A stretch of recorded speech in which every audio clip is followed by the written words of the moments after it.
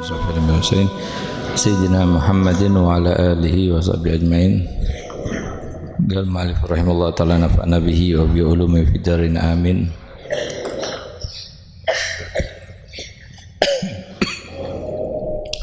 Mazilna fi babil laqit ila angal. Pada pelajaran yang lalu kita bahas tentang bagaimana hukum agama dari anak yang ditemukan itu.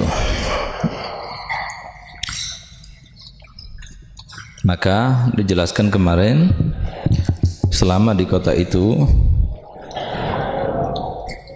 ada penduduk muslimnya, maka dihukumi Islam.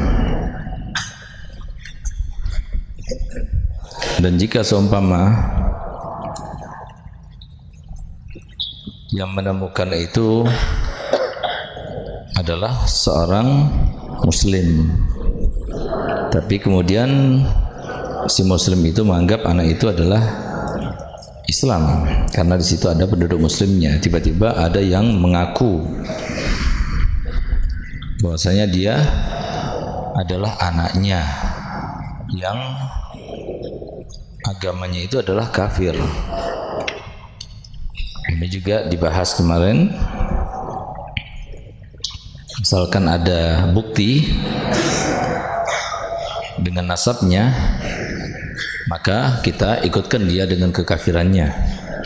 Tapi kalau dia nggak bisa mendatangkan bukti bahwasanya dia itu memang anaknya, maka dia dihukumi sebagai seorang muslim karena al-Islam ya'lu wa la yu'la alaih. Itu artinya ya'lu. Jadi kalau kita mendapatkan anak tidak ketahuan agamanya selama di negara Islam atau di negara kafir tapi ada Islamnya, maka kita anggap dia seorang muslim. Al-athaniyah idza saba muslimun tiflan,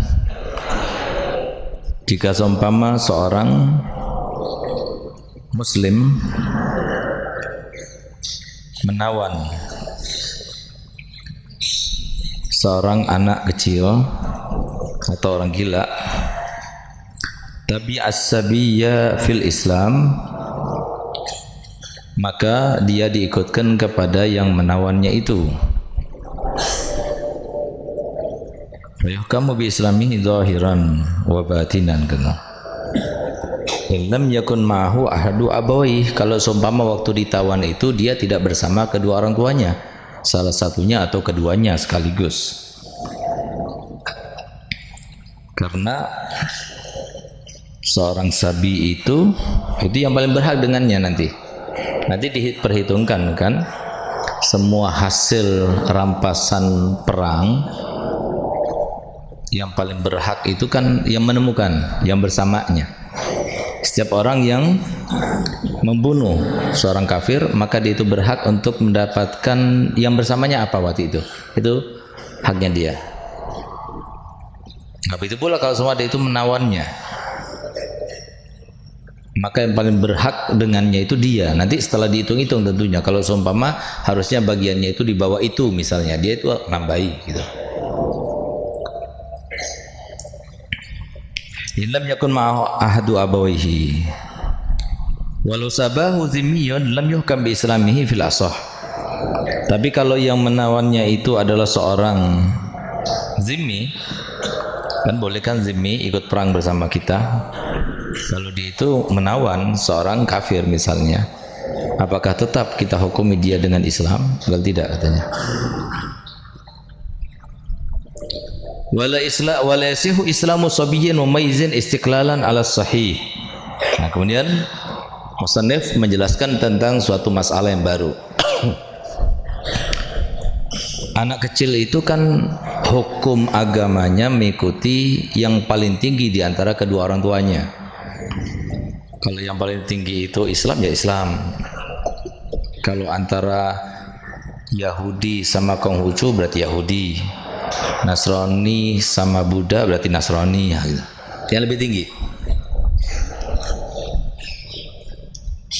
Kalau seumpama seorang anak kecil itu kemudian dia datang kepada kita, anaknya orang kafir tetangga, datang kepada kita, lalu dia itu berikrar dengan 2 kalimat syahadat sebagai pertanda keislamannya. Apakah dianggap keislamannya itu sah? Tidak. Karena maslubul ibarah, semua ibaratnya itu maslub kalau dari seorang yang belum baligh itu. Kecuali dalam 3 hal itu kan yang disebutkan, apa diantaranya? Dalam berfatwa, dalam berimamah, dalam memberikan izin untuk masuk ke dalam rumah, dalam memberikan hadiah, membawa hadiah. Nah itu saja. Selain itu hukumnya maslubul ibarah. Jadi ibaratnya dia itu tidak dianggap sama sekali karena dia belum mayyiz, belum cukup umur untuk diakui sebagai seorang yang bertransaksi.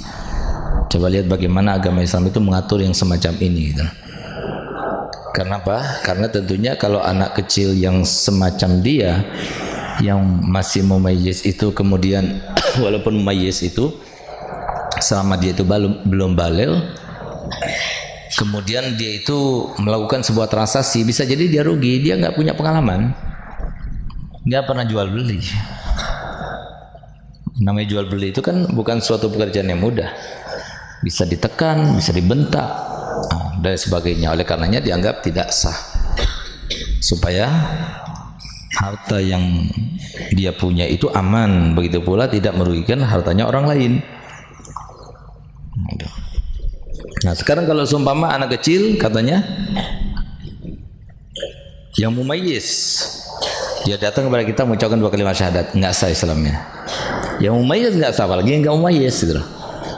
Yang mumayyiz itu adalah yang berumur 7 tahun dan sudah bisa makan sendiri, minum sendiri, cebok sendiri, itu seorang mumayyiz. Tapi kalau seumpama dia umur 6 tahun tapi sudah bisa cebok sendiri, makan sendiri, minum sendiri, tetap tidak dikatakan mumayyiz. Harus identik dengan 2 hal. Yang pertama dia berumur 7 tahun atau lebih. Yang kedua dia sudah bisa makan sendiri, minum sendiri, cebok sendiri, berarti dia mumayyiz. Yang mumayyiz saja nggak sah, apalagi yang belum mumayyiz. Murahik sudah termasuk mumayyiz. Murahik itu adalah yang mendekati baligh. Murahik. Karena kaunahu min ahli daril Islam lam yu'assir fihi wala fi auladihi, fa kaifa yu'assir fi sabiyihi.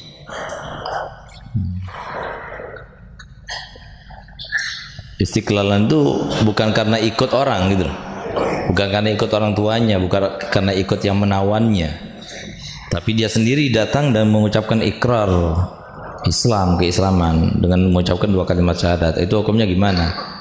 Katanya sini dianggap tidak sah.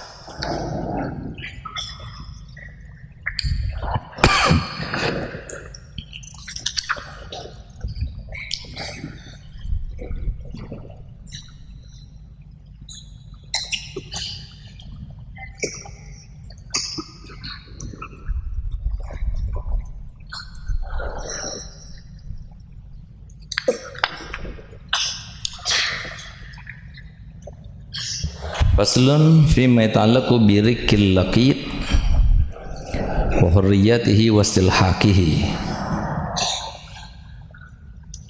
Kita akan bahas tentang lakit itu, yang ditemukan itu dia dianggap atau diputuskan sebagai seorang yang merdeka apa budak. Nah, ini kita akan membahasnya. Gal idza lam yukirr laqitu birikin fawahurun. Jika seorang yang ditemukan itu berupa anak atau orang gila, tidak mengakui bahwasanya dirinya itu seorang yang budak, berarti dia merdeka.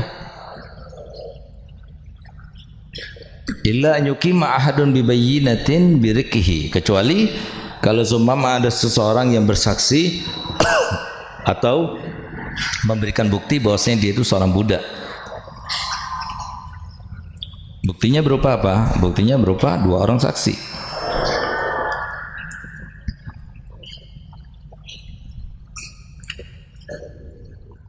Yang nalgal finnas al-hurriyah, karena asalnya pada manusia secara umum itu adalah merdeka. Wa haka bin Munzir fi al-ijma' qal lakin qala Syafi'i law ghazafahu ghazif lam uhiddah hatta as'alahu fa in qala ana hurrun haddattu ghazifahu. Jadi kalau seumpama ada seorang laki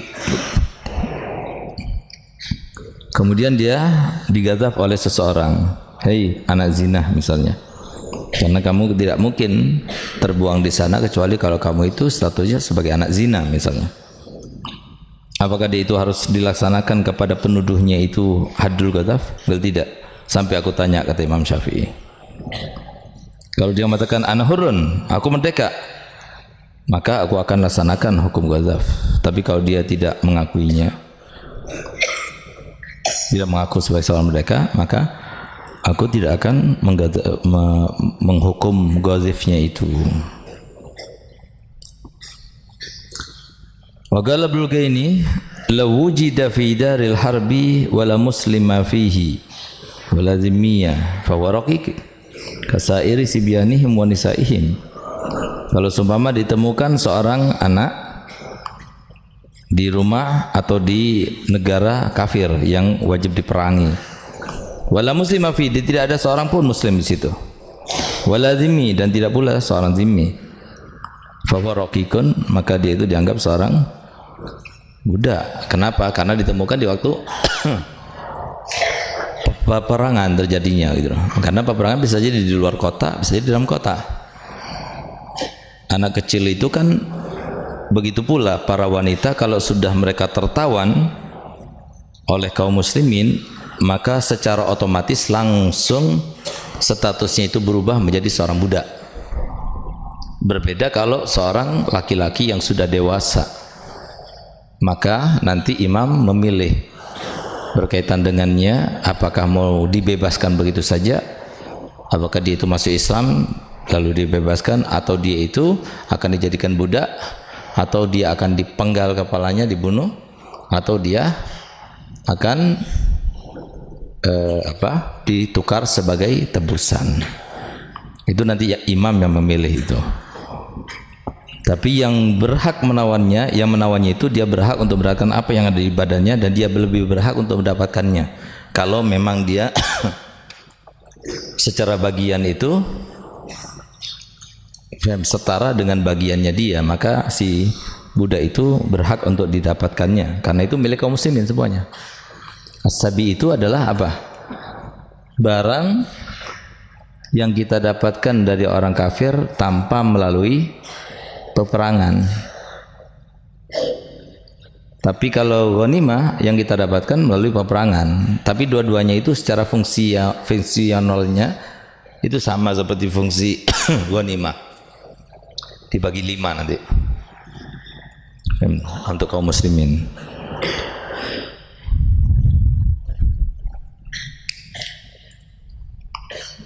Gal wa in aqarra bihi li syakhsin fasaddaqahu qubila in lam yasbiq iqraran bi hurriyatin.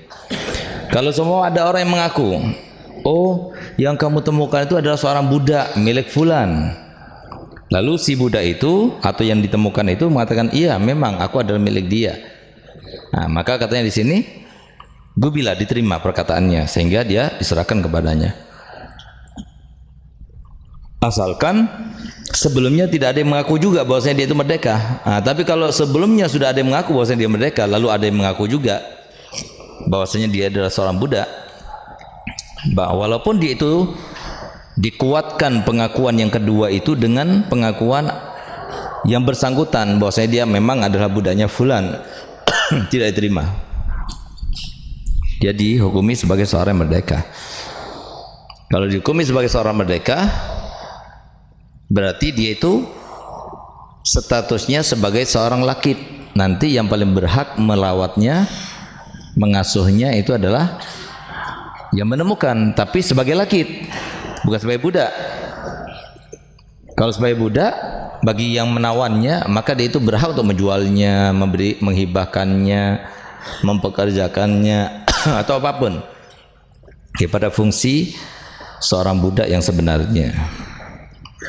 Wal mazhab annahu la yashtaratu an la yasbiqa tasarrufun.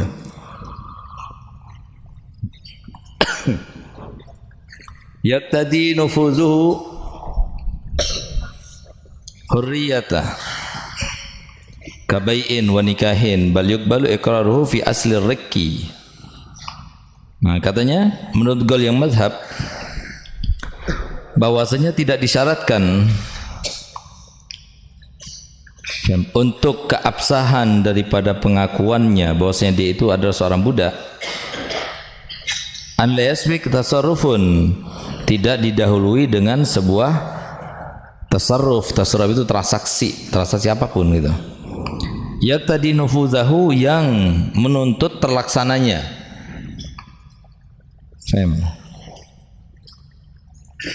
Hurriyatan, yang terlaksananya transaksi itu akan menyebabkan dia itu sebagai seorang yang merdeka. Kabai'in, seperti jual beli. Dia sudah dijual, misalnya sudah dijual sama orang.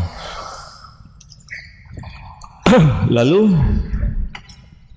status daripada anak tersebut yang ditemukan itu bagaimana? Apakah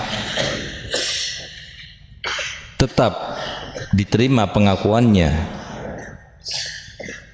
bahwasanya dia itu seorang yang budak? Maka di sini katanya tidak disyaratkan itu. Selama tidak ada ikrar sebelumnya, maka dia tidak merdeka.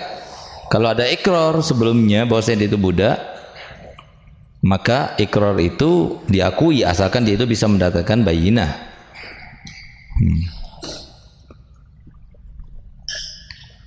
Bal yuqbalu iqraru fi asli rik, dia diterima ikrarnya itu asalkan di dalam keperbudakannya atau kemerdekaannya. Begitu pula wa ahkamil mustaqbalah lal madiyah al mudirra bi ghairihi fil adhar. Nah, begitu pula katanya diterima segala macam ikrarnya di dalam dia itu merdeka atau budak, dan di dalam ahkamihi, segala hal yang berkaitan dengan hukum di masa yang akan datang, mutlaqan fi malahu alaih, baik yang memberatkannya atau menguntungkannya diterima.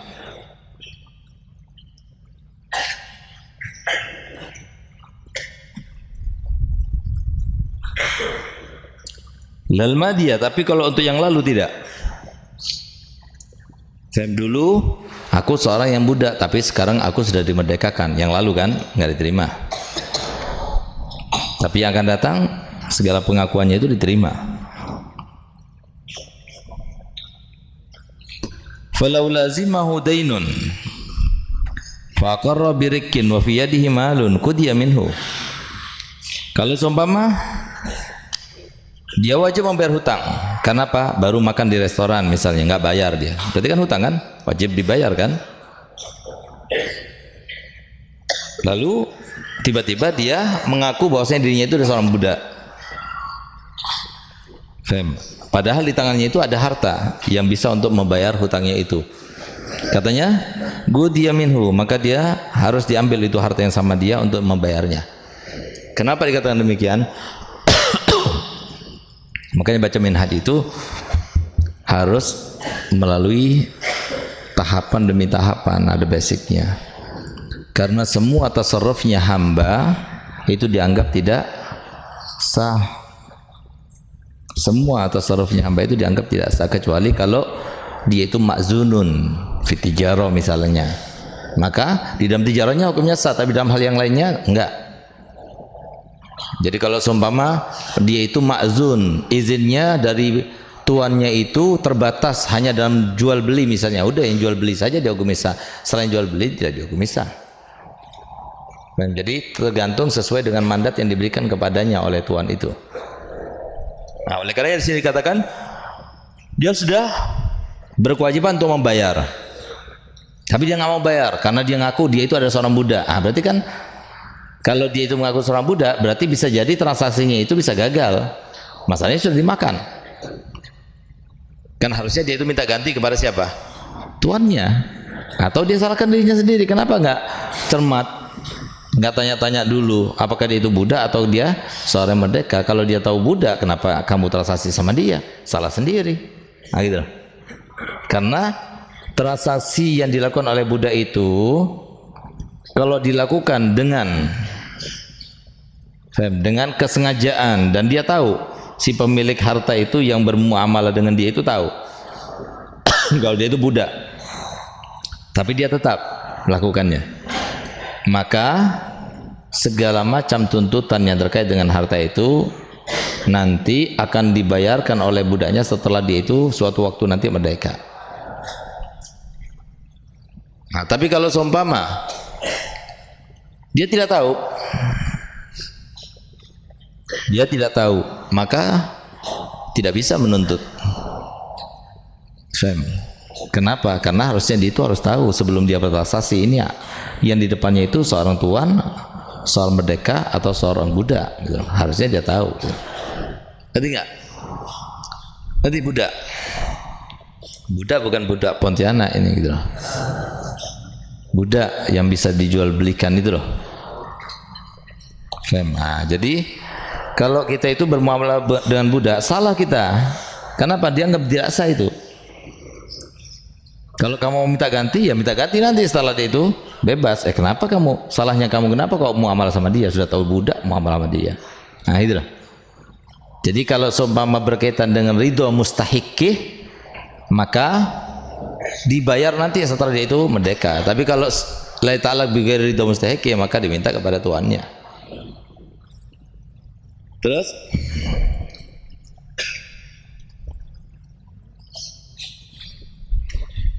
falau lazimahu dainun fa aqarra birikin wa fi yadi malun qudiya minhu.